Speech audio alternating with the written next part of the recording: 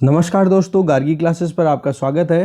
Rajasthan current affairs in English इस series में आज हम थर्ड चैप्टर की बात करेंगे, जिसमें फरवरी मंथ ऑफ 2021 ईयर की इम्पोर्टेंट न्यूज़ डिस्कस करने वाले हैं। अभी तक 2 वीडियोज़ ऑलरेडी अपलोड किए जा चुके हैं। उनके बारे में अगर आपको इन्फॉर्मेशन लेनी है या फिर वो वीडियोज़ आपने नहीं देखे हैं अभी तक, तो प्लेलिस्ट का लिंक डिस्क्रिप्शन बॉक्स में गिवन है। वहाँ पर प्लेलिस्ट के लिंक पर क्लिक करके आप सीधा सभी वीडियोज़ का एक्सेस कर सकते हो।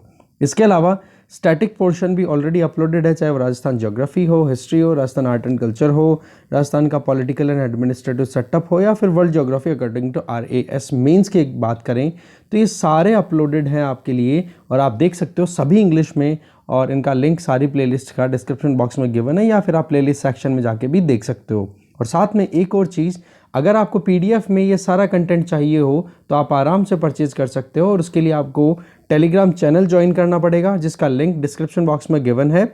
वहाँ पर एक पिंड मैसेज है, उस पिंड मैसेज को सिंपल वे में आपको फॉलो करना है, टोकन मनी पे करनी है, स्क्रीनशॉट लेना है, और जो प्रिस्क्राइब्ड वहाँ पे जो कॉन्टैक्ट नंबर है उन कॉन्टैक्ट नंबर पे आपको स्क्रीनशॉट सेंड करना है, और विद इन मिनट्स आपको आपके नोट्स आपके टेलीग्राम चैनल पे ही रिप्लाई के तौर पे मिल जाएंगे।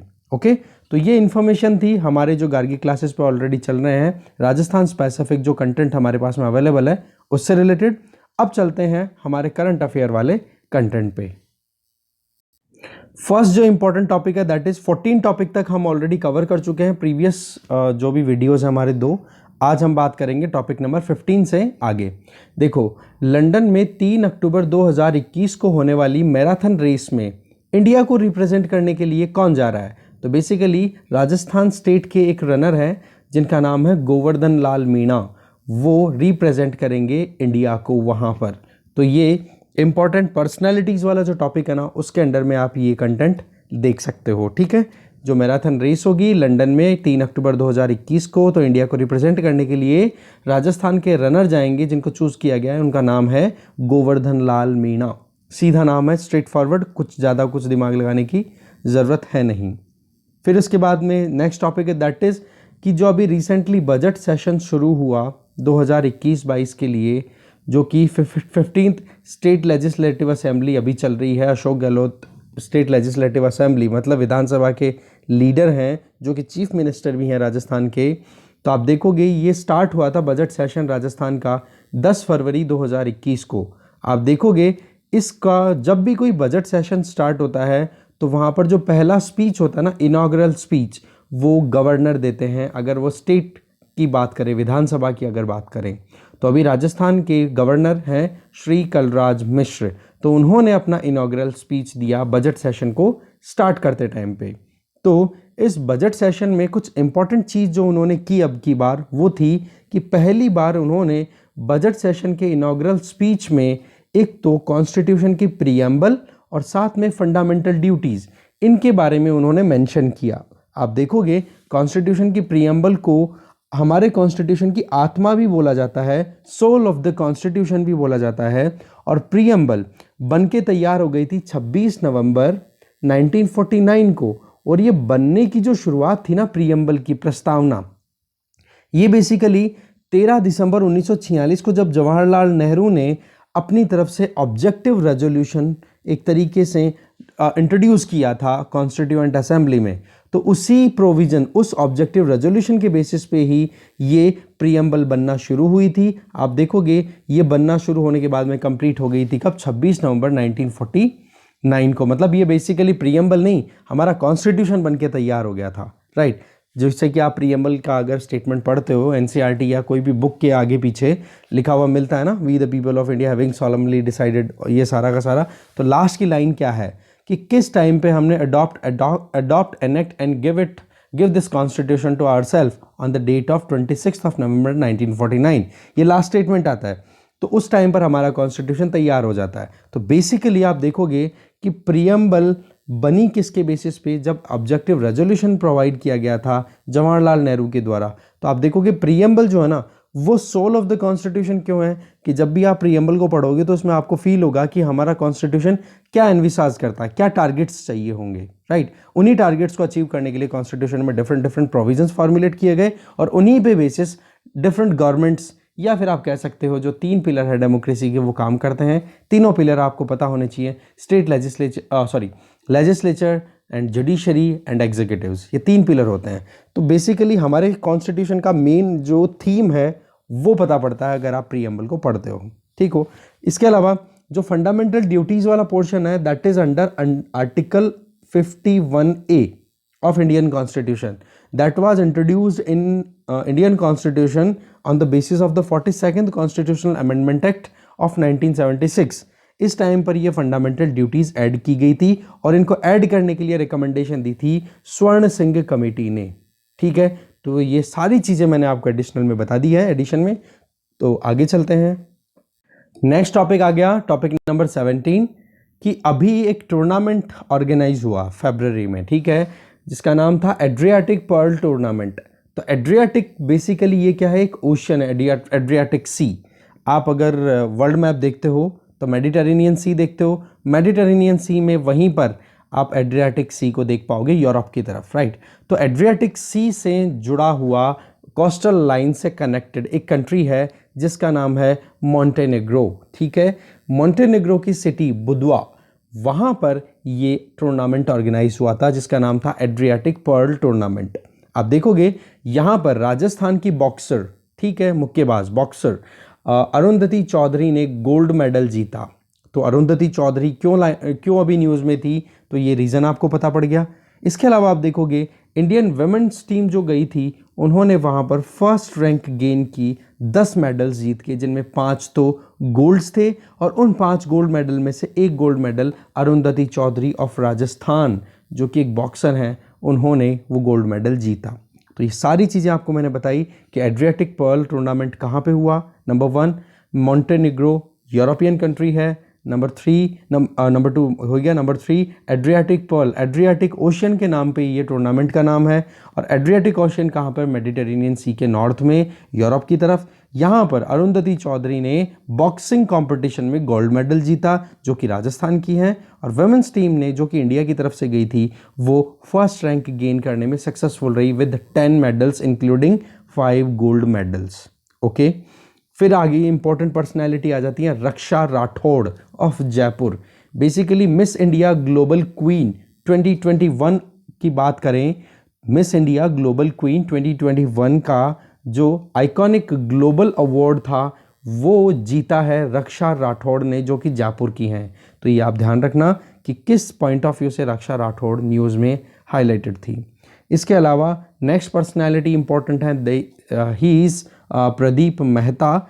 बेसिकली इनको स्कॉच पब्लिक पॉलिसी फोरम के द्वारा एक अवार्ड दिया जाता है जिसको बोलते हैं Skoch challengers award for public policy, ठीक है। तो उसमें इन्होंने बहुत ज़्यादा कंट्रीब्यूट किया है, मतलब सार्वजनिक नीतियों में बहुत मेहनत की इन्होंने, बहुत हेल्प की पब्लिक की, और ऐसी पॉलिसीज़ फार्मुलेट करने में बहुत ज़्यादा अपना कंट्रीब्यूशन दिया जिससे कि पब्लिक वेलफेयर इंश्योर हो सके। तो उसके चलते प्रदीप मेहता को अवार्ड दिया गया स्कॉच चैलेंजर अवार्ड, ओके। ये दिया किसके द्वारा जाता है, स्कॉच पब्लिक पॉलिसी फोरम के द्वारा।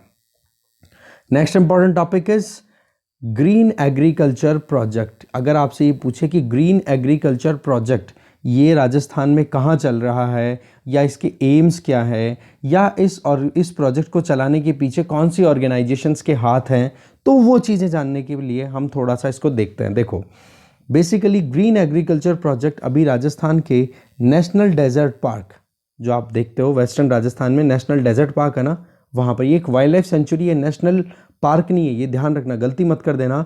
नाम तो है नेशनल डेजर्ट पार्क पर ये एक वाइल्ड लाइफ सेंचुरी ही है। ग्रेट इंडियन बस्टर्ड्स के लिए बहुत फेमस है ये, इंटरनेशनली और नेशनली भी, ओके। तो देखोगे आप कि ये जैसलमेर और बाड़मेर ज़िले में स्प्रेडेड है ये नेशनल डेजर्ट पार्क, और यहाँ पर ये जो ग्रीन एग्रीकल्चर प्रोजेक्ट जो चल रहा है इसका मेन जो काम है वो है वहाँ की बायोडाइवर्सिटी को कंजर्व करना और फॉरेस्ट एरिया को प्रोटेक्ट करना। तो इसीलिए ये कहीं ना कहीं न्यूज़ में है। अच्छा, फिर बात आ जाती है कि ग्रीन एग्रीकल्चर प्रोजेक्ट का मेन बेस क्या है। तो यूनाइटेड नेशन के अंडर में एक स्पेशलाइज्ड एजेंसी है जिसका नाम है फूड एंड एग्रीकल्चर ऑर्गेनाइजेशन, जिसको हम UNFAO भी बोल सकते हैं या कई जगहों पर FAO भी लिखा हुआ मिल जाएगा। तो उसी FAO की एक फैसिलिटी चल रही है जिसका नाम है ग्लोबल एनवायरनमेंट फैसिलिटी। उस ग्लोबल एनवायरनमेंट फैसिलिटी के अंडर में ही ये प्रोजेक्ट चल रहा है, ग्रीन एग्रीकल्चर प्रोजेक्ट। तो सीधी सी बात हो गई, यूनाइटेड नेशन ऑर्गेनाइजेशन, उसकी स्पेशलाइज्ड एजेंसी, उसकी एक प्रोग्राम चल रहा है जिसका नाम है ग्लोबल एनवायरनमेंट फैसिलिटी, और उसी के अंडर में राजस्थान में आप देखोगे ग्रीन एग्रीकल्चर प्रोजेक्ट चल रहा है, जो कि नेशनल डेजर्ट पार्क में चल रहा है, जो कि बीकानेर और बाड़मेर और जैसलमेर में फैला हुआ है। और मेन काम क्या है, बायोडाइवर्सिटी को कंजर्व करना और फॉरेस्ट एरिया को प्रोटेक्ट करना। आप देखोगे ये जो प्रोजेक्ट है ना, ग्रीन एग्रीकल्चर प्रोजेक्ट, ये 7 साल के लिए चलेगा। 30 करोड़ रुपए की इसमें लागत आएगी। इसमें कम्युनिटी पास्चर मैनेजमेंट पर भी ध्यान दिया जाएगा कि जो लोग सब मिल करके एज ए कम्युनिटी, पूरी समुदाय की तरह मिल करके फिर जो चारागाह होते हैं, पास्चर लैंड होती है, उसको प्रॉपरली मैनेज करेंगे। क्योंकि होता क्या है, चराई के चक्कर में भी तो बायोडाइवर्सिटी लॉस हो सकता है ना, फॉरेस्ट एरिया का लॉस हो सकता है कि जो उनके खुद के लाइव स्टॉक्स हैं वो चरने के लिए निकल गए, ग्रेजिंग के लिए निकल गए और जंगल में जाकर के वहाँ पर जो बायोडाइवर्सिटी है उसको लॉस पहुँचा दे। तो ऐसे में वो प्रोटेक्शन प्रोवाइड करने के लिए ये ग्रीन एग्रीकल्चर प्रोजेक्ट राजस्थान के नेशनल डेजर्ट पार्क में अभी चल रहा है। आगे चलते हैं। अगर आपसे कोई पूछे कि ऑरन क्या होता है तो आप बताओगे ये ट्रेडिशनल फॉरेस्ट होते हैं, ठीक है, ऑरन। इसकी मैनेजमेंट की बात भी की गई है इस ग्रीन एग्रीकल्चर प्रोजेक्ट में। और दूसरा गोचर का मतलब आपने बहुत सुना होगा, ट्रेडिशनल ग्रेजिंग एरिया, मतलब जहाँ पर गांव के जो मवेशी होते हैं, जो लाइव स्टॉक्स हैं, वो चराई के लिए जाते हैं। तो ओरन, गोचर या फिर कम्युनिटी जो पास्चर लैंड है, इनके मैनेजमेंट का काम किया जाएगा। इससे क्या होगा, बायोडाइवर्सिटी प्रोटेक्ट होगी और फॉरेस्ट एरिया को भी प्रोटेक्ट करना आसान रह पाएगा। इसके अलावा आप देखोगे ये जो ग्रीन एग्रीकल्चर प्रोजेक्ट है, इसमें water conservation and water management पर भी ध्यान दिया गया है, जिससे कि जो भी खड़ीन फैसिलिटी वहाँ पर डेवलप्ड है या फिर जो टाकास बने हुए हैं, ये बेसिकली वाटर कंजर्वेशन के ट्रेडिशनल मेथड्स हैं। ओके, खड़ीन और टाका, इनके बारे में अगर आपने डिटेल अभी तक नहीं गेन की है, खड़ीन और टाका क्या होता है, तो बेसिकली इसके बारे में आप बुक्स पढ़ सकते हो। और इनके बारे में जैसे ही थोड़ा और टाइम मिलेगा तो मैं definitely traditional water conservation methods के ऊपर भी एक वीडियो बना के स्टैटिक पोर्शन में डाल दूंगा, ठीक है। ये वाटर कंजर्वेशन मेथड है क्योंकि वेस्टर्न राजस्थान में वाटर स्कैसिटी रहती है, रेनफॉल बहुत कम है, टेम्परेचर बहुत ज़्यादा रहता है। अगर रेनफॉल हो भी गया तो पानी एवापोरेट हो जाता है। तो स्टोरेज करने के लिए ये फैसिलिटीज़ वहाँ के लोगों ने अपने सर्वाइवल के लिए इन्वेंट कर रखी है। तो जो खड़ीन और टांका ऑलरेडी वहाँ पर हैं, उनको रिजुवनेट करना, दैट मीन्स उनको रिवाइवल प्रोवाइड करना, ठीक है, जिससे कि water conservation activities easily conduct कराई जा सके, ठीक है। तो उस चीज़ के लिए ये काम भी किया जा रहा है इस ग्रीन एग्रीकल्चर प्रोजेक्ट के अंडर। तो ये अच्छा प्रोजेक्ट है, क्वेश्चन बन सकता है इस पर। Next is topic 21, sustainable development goals, SDGs। Rajasthan government ने भी जो यूनाइटेड नेशन के सस्टेनेबल डेवलपमेंट गोल्स हैं, जिनको 2015 में अडॉप्ट किया गया था, उन्हीं को ध्यान में रखते हुए अपने स्टेट में भी डिफरेंट डिस्ट्रिक्ट्स को रैंकिंग प्रोवाइड करने का मानस बनाया 2019 में और 2020 में भी। तो 2020 का ये जब सस्टेनेबल डेवलपमेंट गोल इंडेक्स 2020 जो था, वो अभी फरवरी 2021 में रिलीज़ किया गया है गवर्नमेंट ऑफ राजस्थान के द्वारा। तो इसमें फर्स्ट रैंक मिली है झुंझुनू को, जिसने 69.66 स्कोर किया आउट ऑफ 100। सेकंड रैंक रही जयपुर की, जयपुर का स्कोर रहा 69.36 आउट ऑफ 100। टोटली ये 12 डिफरेंट इंडिकेटर्स पे बेस्ड है। तो वो 12 इंडिकेटर्स को मैंने कुछ को तो ट्रांसलेट किया है इंग्लिश में, बाकी मैं आपको सीधा उसमें हिंदी में दिखाऊंगा, तो वहाँ से आप उसका स्क्रीनशॉट ले सकते हो, ठीक है। तो 12 में से 4-5 भी अगर ये आपको याद रहे तो बेसिकली अगर क्वेश्चन आ जाए RAS मेंस में या फिर कहीं पर भी कि राजस्थान गवर्नमेंट के द्वारा जो sustainable development goal index 2020 release किया गया, वो कितने इंडिकेटर्स पे बेस्ड है, तो आपको ये तो पता होना चाहिए 12। फिर ये थोड़ा सा और पेचीदगियाँ बढ़ाना चाहे, मुश्किलें बढ़ाना चाहिए एक स्टूडेंट के लिए, तो क्वेश्चन ऐसे बना सकते हैं कि भाई जो नीचे दिए हुए हैं जो ऑप्शंस हैं, इनमें से कौन सा इंडिकेटर था, कौन सा नहीं था, on the basis of that particular indicator sustainable development goal index 2020 was decided or not decided। तो उनमें से आप आराम से टिक कर सको, राइट। फिर इसके बाद में आप देखोगे ये तो हो गया टॉप। बॉटम की अगर बात करोगे तो जैसलमेर ने बहुत ही गंदा परफॉर्म किया है, 51.57 रैंक स्कोर गेन किया आउट ऑफ 100। तो बॉटम स्कोरर कौन रहा जैसलमेर, टॉप स्कोरर रहा झुंझुनू। अच्छा, इसमें कौन कौन सी चीज़ों पर ध्यान दिया गया मेनली? देखो, झुंझुनू ने अच्छा परफॉर्म किया पुअर्टी एंड हंगर इरेडिकेशन, मतलब गरीबी और भुखमरी को हटाने में बहुत अच्छा काम किया।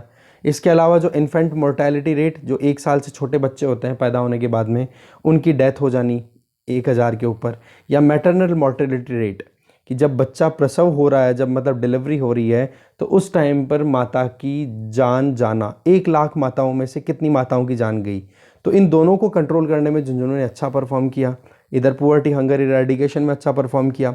इसके अलावा जो अर्बन स्लम्स हैं, इनमें जो पॉपुलेशन है, इनमें भी बहुत ज़्यादा रिडक्शन करने में सक्सेसफुल रहा झुंझुनू। तो ये कुछ की इंडिकेटर्स हैं जहाँ झुंझुनू अच्छा परफॉर्म कर गया और झुंझुनू जयपुर से भी आगे निकल गया।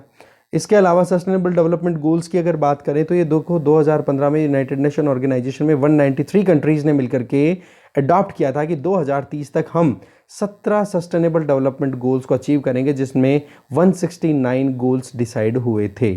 तो ये फिगर आप याद रख लेना, ठीक है।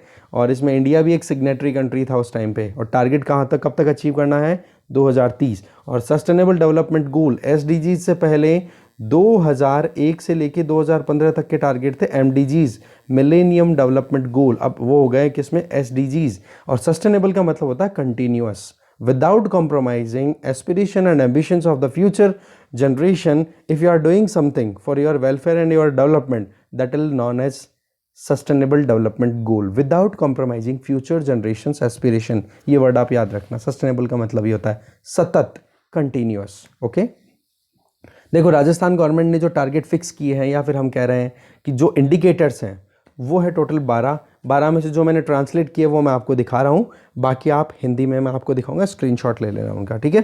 तो देखो, एक तो बीपीएल, नरेगा, या जो फैमिलीज़ हेल्थ इंश्योरेंस के अंडर आ रही है उनकी वेलफेयर का काम करना। नंबर 2, जो बच्चे 5 साल की कम उम्र के हैं और वो कमज़ोर हैं शरीर से, या जो माताएँ एनीमिक हैं, खून की कमी है उनमें, उनकी वेलफेयर इंश्योर करना। 5 साल से छोटे बच्चों को की जो मोर्टेलिटी रेट है, जिसको चाइल्ड मोर्टेलिटी रेट भी बोला जाता है, 5 साल से कम। इन्फेंट मोर्टेलिटी रेट किसको बोलते हैं?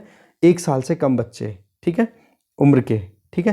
तो चाइल्ड मोर्टेलिटी रेट है उसको कंट्रोल में करना, और साथ में वैक्सीनेशन देना, जैसे कि टीबी के मरीज़ हैं उनको भी देना, बच्चों को जो वैक्सीनेशन मिलता है वो हो गया। ये सारी चीज़ें, कितना अच्छा परफॉर्म कर रहा है कोई भी डिस्ट्रिक्ट, या जो अच्छा परफॉर्म करेगा उसी को अच्छा स्कोर मिलेगा, लाइक दैट। सिमिलरली एजुकेशन भी टारगेट में है, जिसमें कि ग्रोस एनरोलमेंट को इंक्रीज़ करना, कि ज़्यादा से ज़्यादा बच्चे जो हैं स्कूल में पहुँचें, डेप्रिवेशन ना हो, कोई भी एजुकेशन से दूर ना जाए। इसके लिए वैसे तो right to education act 2009 available है, बट उसको कितना प्रॉपरली इम्प्लीमेंट करने में सक्सेसफुल है कोई भी डिस्ट्रिक्ट, उसी की बेसिस पे स्कोर मिलेगा। ड्रॉप आउट्स कितने हैं, स्कूल में घुस तो गए बट वो कंटिन्यू नहीं कर पा रहे हैं बच्चे अपने एजुकेशन को, उसको रोकने में कितना सक्सेसफुल है। टीचर्स की एलिजिबिलिटी को इम्प्रूव करने में आप कितना क्या फंक्शनिंग कर पा रहे हो। सिमिलरली फैमिली प्लानिंग कितनी आपकी इफेक्टिव हो पा रही है। Water conservation, water availability ensure करना, इलेक्ट्रिसिटी कनेक्शंस कितने अच्छे हो रहे हैं, और साथ में इलेक्ट्रिसिटी सप्लाई कितनी है, और इसके अलावा इकोनॉमिक इश्यूज़ पर भी ध्यान देना। तो ये कुछ ऐसे पॉइंट्स हैं जिनके बेसिस पे राजस्थान गवर्नमेंट ने इन 12 इंडिकेटर्स को क्लासीफाई किया और उन 12 इंडिकेटर्स के बेसिस पे स्कोरिंग दी है, जिसमें कि झुंझुनू फर्स्ट रैंक रहा है, जयपुर सेकंड रैंक रहा है, जैसलमेर बॉटम रैंक पे रहा है। आगे चलते हैं। ये आपके सामने स्क्रीन पर है, आप आराम से इनका स्क्रीनशॉट ले सकते हो कि 12 जो इंडिकेटर्स हैं, 12 जो टारगेट किए हैं राजस्थान गवर्नमेंट ने, वो कौन कौन से हैं। जो ट्रांसलेट करने थे मेरे को 1 2 4, थोड़ा आइडिया लग जाए उसके लिए, बाकी चीज़ें आप एक बार देख सकते हो, ठीक है। चलते हैं फिर से कंटेंट पे हमारे। फिर कुछ इंपॉर्टेंट कीवर्ड्स हैं, सीधे सीधे स्ट्रेट फॉरवर्ड, वो देख लेते हैं एक बार। पहला टॉपिक है कि 50 दिन का एडिशनल एम्प्लॉयमेंट दिया गया स्टेट गवर्नमेंट के द्वारा नरेगा के अलावा, तो वो कौन से रीजन्स में दिया गया। तो एक तो सहरिया ट्राइब और जो खैरवा ट्राइब रहती है ना 12 में, वहाँ पे, और एक कथोड़ी ट्राइब रहती है उदयपुर में, उन लोगों को। तो एक यहाँ से हमारे लिए इंपॉर्टेंट चीज़ क्या है, वो ये कि सहरिया और खैरवा ये ट्राइब कहाँ पर, कौन से ज़िले में मिलती है, तो वो है 12। ऐसे ही कठोड़ी अगर आपसे पूछे तो आप बता दोगे कहाँ पे, उदयपुर में। फिर नेक्स्ट आ जाता है कि 18वां ई गवर्नेंस अवार्ड जो कि कंप्यूटर सोसाइटी ऑफ इंडिया के द्वारा दिया गया 2020 के साल के लिए, वो किसको मिला। तो राजस्थान गवर्नमेंट के अंडर में जो directorate of economics and statistics है ना, उनके अंडर में एक पोर्टल चल रहा है, दैट इज़ प्राइस स्टैटिस्टिक्स इन राजस्थान, उसको ये अवार्ड दिया गया है। तो ये नाम आप ज़रूर याद रखोगे। नेक्स्ट फिर आता है कि 75 साल होने वाले हैं 2022 में इंडिया को इंडिपेंडेंट हुए, तो एक अमृत महोत्सव चल रहा है, Amrit Mahotsav India at 75। India जब 75 साल का हो गया तो एक अमृत महोत्सव चल रहा है। तो राजस्थान की तरफ से ब्रांड एम्बेसडर प्रोग्राम किसको माना गया है, किसकी तरफ से ब्रांड एम्बेसडर, मतलब कौन से प्रोग्राम को राजस्थान की तरफ से ब्रांड एम्बेसडर के तौर पे रजिस्टर किया गया है कि इंडिया 75 साल का हो गया है तो इंडिया में क्या अच्छी एक्टिविटीज़ परफॉर्म हो रही है। तो इनमें आप बताओगे मिशन अंत्योदय। मिशन अंत्योदय जो है वो ब्रांड एम्बेसडर के तौर पे कंसिडर किया जा रहा है। आप देखोगे इस मिशन अंत्योदय में 5 ग्राम पंचायतें हैं, 4 पंचायत समितियां हैं और 3 डिस्ट्रिक्ट काउंसिल है, जिला परिषद है। तो डिस्ट्रिक्ट काउंसिल कौन सी है ये क्वेश्चन बन सकता है, बाकी इतना मुझे लगा नहीं। तो देखो एक तो श्री गंगानगर और दूसरी एक झुंझुनू और एक अजमेर, ये 3 जिला परिषदों को कंसिडर किया गया। बाकी 5 पंचायतें हैं और 4 पंचायत समितियां हैं। फिर बाद में बन जाता है इंपॉर्टेंट टॉपिक, दैट इज कि भाई बजट 2021-22 में जो एग्री इंफ्रा सेस लगाया गया है पेट्रोल और डीजल के ऊपर वो कितने रुपए है। तो इसका सीधा सा आंसर है कि 2.5 रुपये पर लीटर के हिसाब से तो पेट्रोल पे और 4 रुपये पर लीटर के हिसाब से डीजल पे।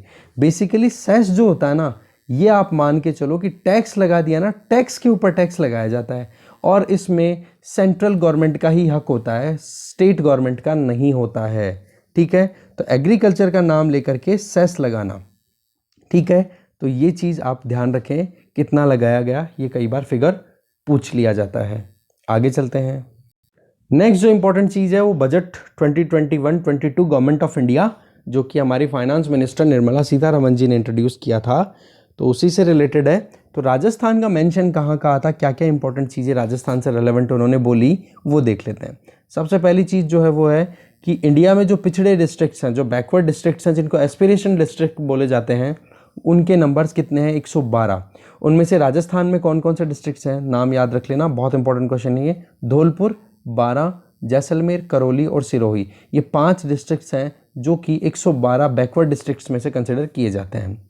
इसके अलावा जल जीवन मिशन अर्बन एरियाज़ के लिए वो भी अभी लॉन्च हुआ है। तो इसमें इंडिया में 210 अर्बन एरियाज़ को रिकॉग्नाइज़ किया गया है जिनको फ्रेश वाटर अवेल कराया जाएगा। सॉरी, इंडिया में तो बहुत सारे हैं, राजस्थान में 210 अर्बन एरियाज़ को रिकॉग्नाइज़ किया गया है। ठीक है, जिसमें काम क्या होगा कि डोमेस्टिक जो वाटर रिक्वायरमेंट होती है उनको टैप के थ्रू, मतलब नल के थ्रू फ्रेश वाटर अवेल कराने का मेन टारगेट रहेगा जल जीवन मिशन का। इसमें जो कंट्रीब्यूशन रहेगा सेंट्रल गवर्नमेंट और स्टेट गवर्नमेंट का, दैट विल बी 50-50, 50-50% का कंट्रीब्यूशन दोनों करेंगे। इसके अलावा राजस्थान में 29 अर्बन एरियाज़ को सिवरेज लाइन का भी प्रोविज़न किया गया है कि सीवेज प्रोजेक्ट यहाँ पे चलेंगे। इससे क्या होगा, स्वच्छ भारत मिशन को एक और बूस्ट मिलेगा।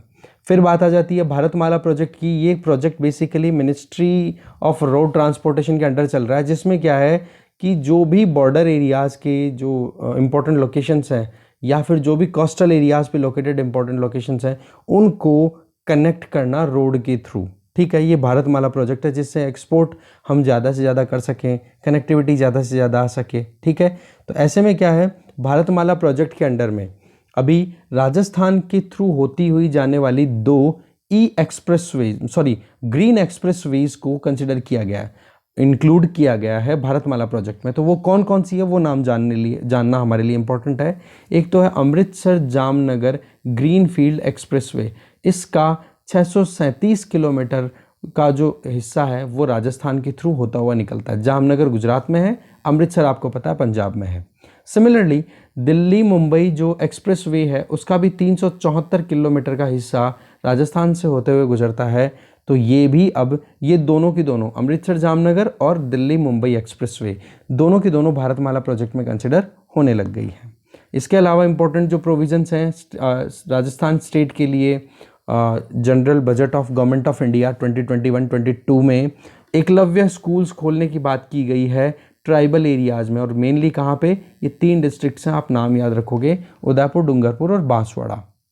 इसके अलावा एक सैनिक स्कूल और मिल गई। तो ऐसे में अब राजस्थान में 3 सैनिक स्कूलें हो जाएंगी और तीसरी सैनिक स्कूल खोली जा रही है अलवर में।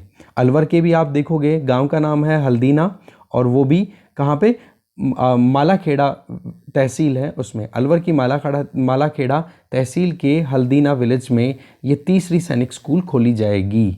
तो इस तरीके से हमने इम्पोर्टेंट सेगमेंट फिर से कवर कर लिया है। ये तीसरा लेक्चर था जिसमें हमने फरवरी के जो इंपॉर्टेंट करंट अफेयर्स है वो कवर किए हैं और अभी कंटिन्यू आपको मिलेंगे जब तक फरवरी का पूरा नहीं होगा। फरवरी का होने के बाद में फिर हम मार्च का शुरू कर लेंगे।